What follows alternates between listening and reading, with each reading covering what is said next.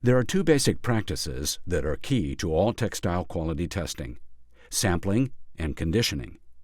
These practices are so fundamental that they're often taken for granted or misunderstood. Sampling and conditioning may not be of interest in the everyday scheme of work for most designers, merchandisers, sourcing agents, or technicians. This is because both functions are usually handled by other departments in the company. For example, sampling and analysis of data may be in the domain of a company's statistician in conjunction with sourcing managers. Controlling the temperature of company offices and both the temperature and humidity of laboratory spaces may be the responsibility of heating and air conditioning contractors or building services personnel. Yet sampling and conditioning are essential to achieving confidence in quality assurance reports and the decisions that are made based on laboratory testing results. As the sampling function typically occurs before conditioning and testing, it will be covered first.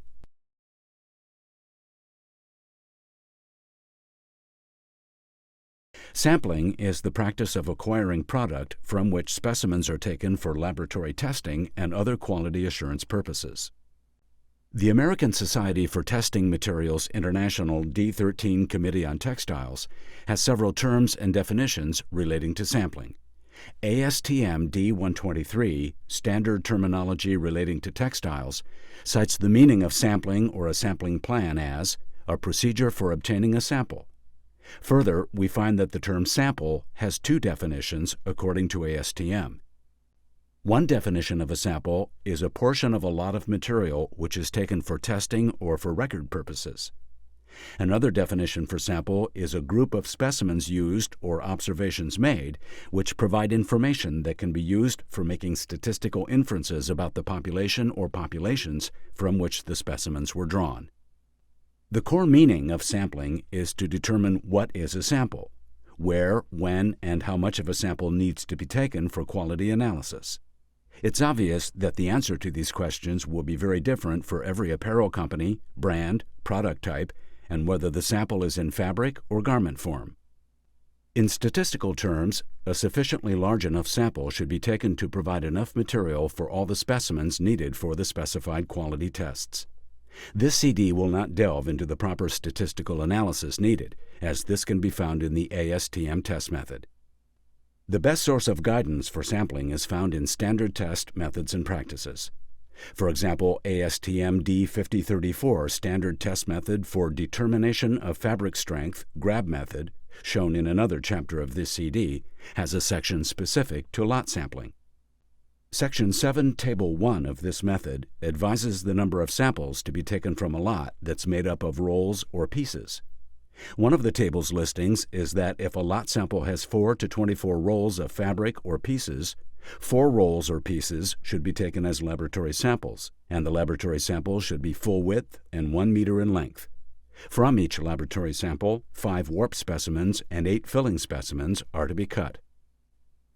While the table and other information in Section 7 is not specific to garments or product items, the term pieces might be considered boxes with a dozen shirts, with 10 boxes in a crate and 20 crates in a shipping container. As one can see, sampling plans may have compounding results. In a perfect world, all of this makes sense, but in real day-to-day operations, other practicalities hold sway. Full statistically valid sampling for a fabric's critical physical attributes will be performed only at the pre-production approval stage. Those physical tests might be width, weight, fabric count, and dimensional change. For woven fabrics, abrasion resistance, tensile, and tear resistance would be added. For knitted fabric, burst strength would be added. In short yardage pre-production runs, of say 20 yards, a company might require that 3 one-yard sections have full specimen sampling for each section to acquire enough data for statistical confidence to be achieved. This pre-production sampling and testing does not address color acceptance. The designer may have intended the silhouette to be rendered in 5 colors or a color palette of multiple hues. Therefore, color approval on lab dips may require several tries before acceptance to the designer's color palette for the season's lines. Multiple specimens from one color may be necessary to achieve color approval, and it should be noted that proper conditioning is critical to color approval regardless of the number of lab dips or color swatches taken for measurement. These sampling practices are only for a product in one line, and again is compounded by the number of lines, styles in each line, whether the line is intended for women's, men's, children's, lingerie, or home products, and so forth. In-season production runs are likely to be checked when a fabric supplier has had previous problems of not meeting specifications. One can see that the data collection at this point would be a risk management assessment for the brand or retailer as to how much time or money should be allocated to this stage of the product being produced. Within a production season, products are checked, especially if a fabric supplier has had previous problems of not meeting product specifications. If a company is changing suppliers or going to a new product, full sampling to a statistical plan is likely to be another point of sampling. As we know, fabrics are not always used in fabric form only, but are made into products such as pants, dresses, shirts, swimsuits, and other products that go into stores and consumers' hands. Sampling these products for testing occurs on a smaller scale. It's not practical to expect or demand full sampling for testing of these types of end products. It is typical that 3 items of a product will be used for acceptance testing. Specimens for checking color for every shade in the line will be required. Unacceptable color change or fading is the most frequent source of consumer complaints. Color fastness to washing, bleaching, color fastness to light, and possibly perspiration are the color attributes of most concern. Sampling and testing of these types of problems provides key information for understanding the problem, which can then be addressed with suppliers. Going back to the objective of sampling, it is to take a sufficient number of product items from which specimens can be used for testing. This aspect of sampling involves a standard practice that is stated in most test methods. The standard sampling practice has 2 elements. Number 1, take specimens no nearer than 1/10 of the fabric's width. Number 2, take specimens across the width and length, preferably along the diagonal of a fabric sample, so that each specimen contains different warp and filling yarns.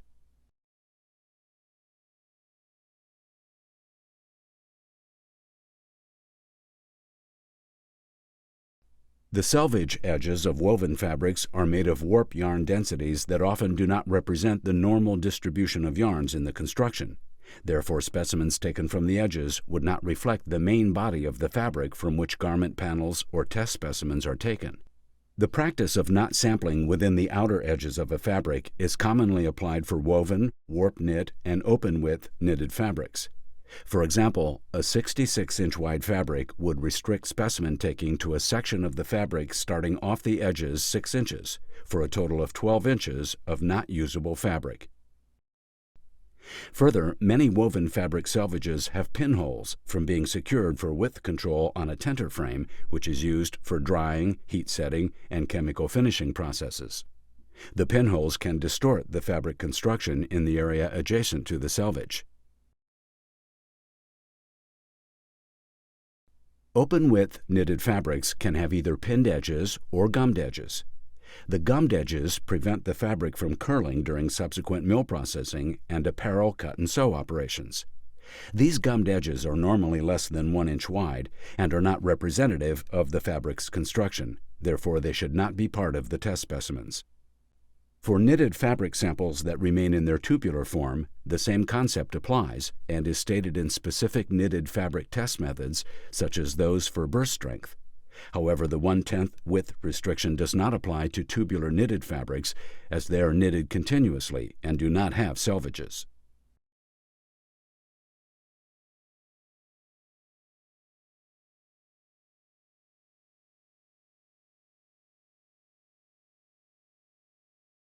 The second sampling procedure instructs to take specimens across the width and length, preferably along the diagonal of a fabric sample, so that each specimen contains different warp and filling yarns. One could ask, why should specimens be taken from locations that have different warp and filling yarns for woven fabrics or different wales and courses for knitted fabrics?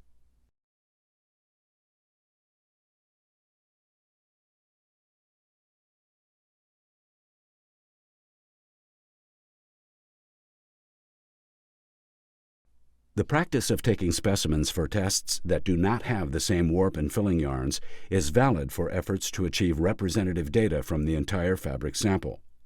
Shown here is an illustration from AATCC Test Method 135, Dimensional Changes of Fabrics After Home Laundering. One can see what the different length and width yarns would be in each specimen.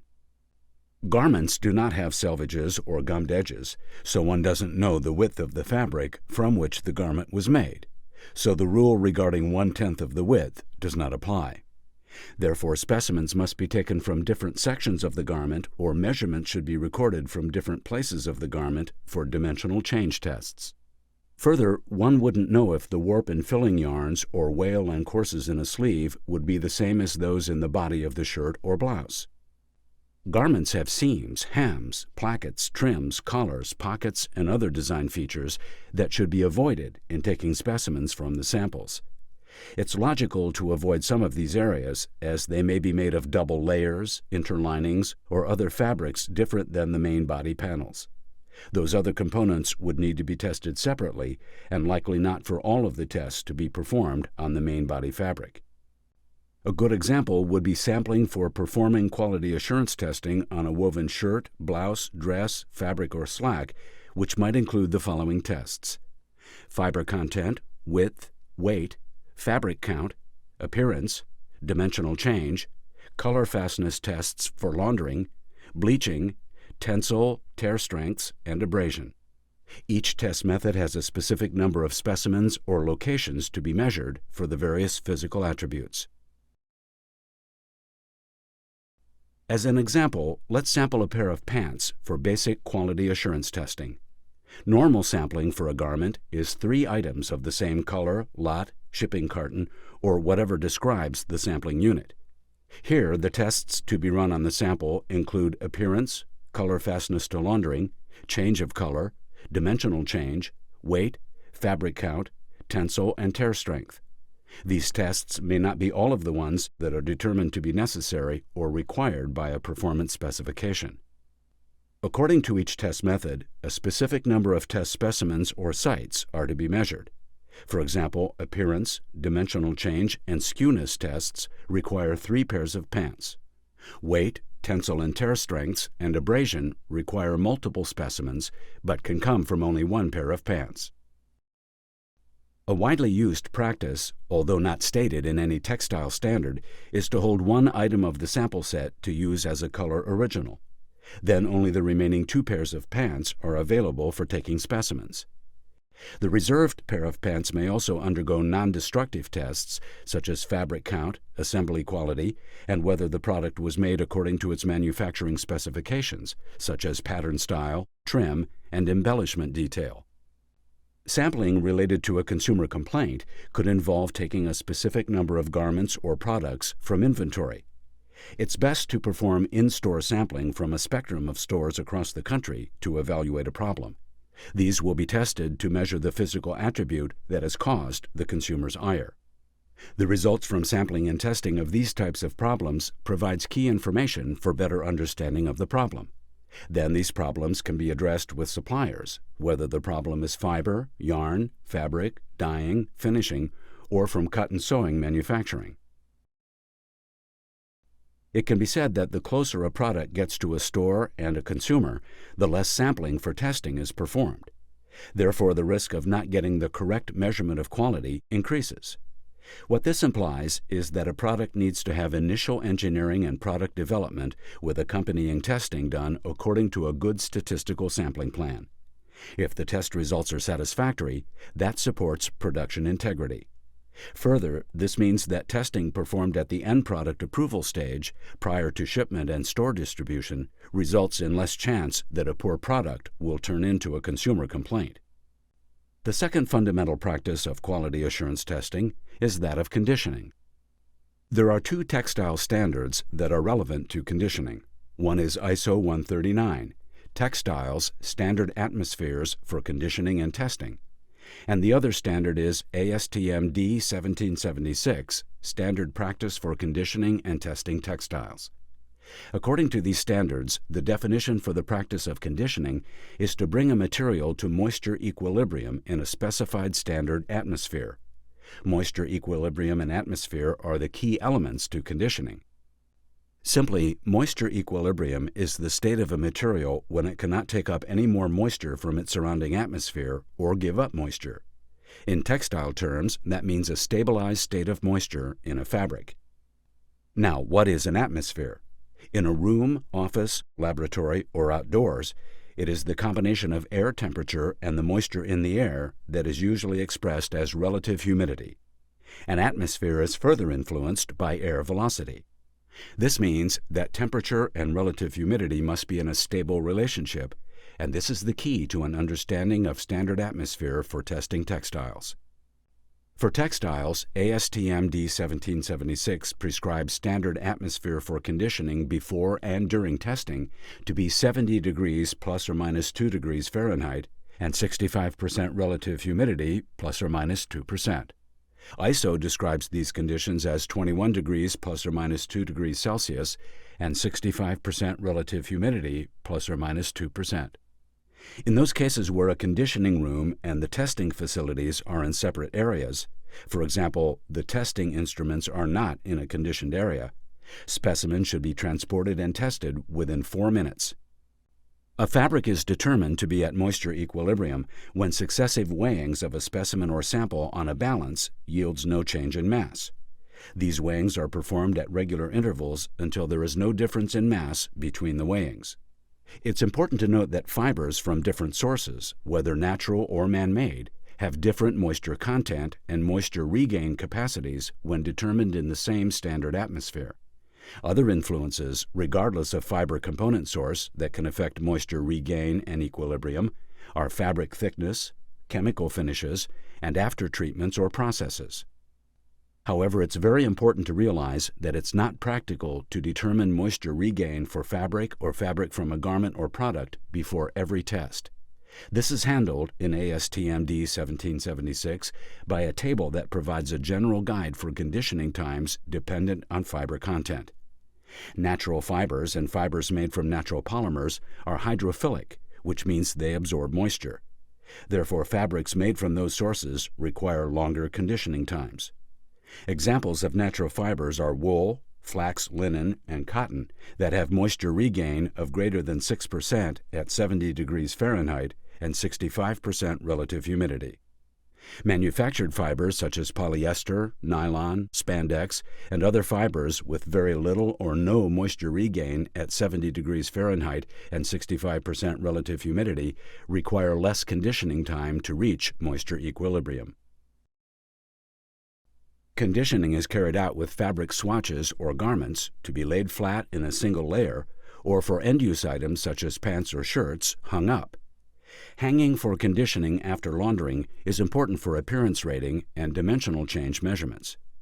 Further, if a fabric is composed of 2 or more fibers, or the end product has multiple types of fabrics, it should be conditioned according to the fiber or construction type that requires the longest conditioning time. For example, a polyester wool sample would need to be conditioned for 8 hours rather than 2 hours. Both ISO 139 and ASTM D1776 have provisions for allowing accelerated conditioning.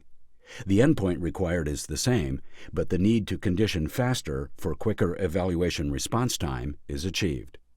Accelerated conditioning chambers can be small enough for small swatch specimens and a few end products, and can sit on lab countertops. Or the chambers can be larger units that must be placed on a floor to accommodate large sample sizes, garments, or full-sized home products. Accelerated conditioning systems are widely applied to color matching, lab dips, and final color approvals. However, they're also used to reduce the conditioning time for expedited orders.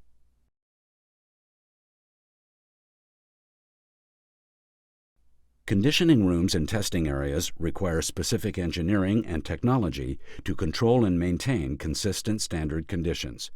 To maintain conditions within the allowed tolerances can be a costly undertaking. So one might ask, why are conditioning and testing in standard conditions important? The answer lies in the nature of the fibers from which fabrics and products are made. The physical properties of fabrics are influenced by the fiber, the fabric construction, and the colorants and dyes used to produce them. Further, functional benefits that are achieved through mechanical and chemistry processing affect the attributes that translate into specific quality measurements. The physical properties of different generic fibers are quite variable with regard to temperature and humidity. Before the mid-20th century, only natural fibers were available for manufacturers to use. Textile scientists determined that the optimum set of conditions for consistent and reliable testing of these fibers was 70 degrees Fahrenheit and 65% relative humidity.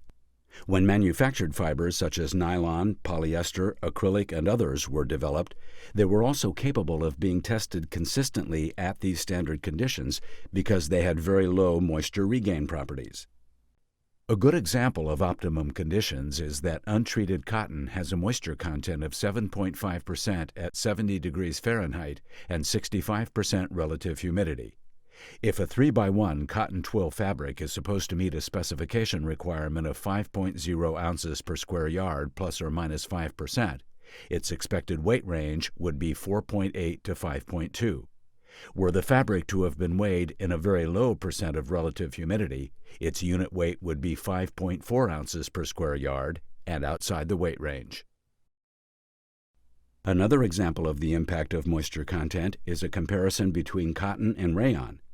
Cotton is a naturally existing form of cellulose, whereas rayon is cellulose that is regenerated using solvent systems to form a textile fiber.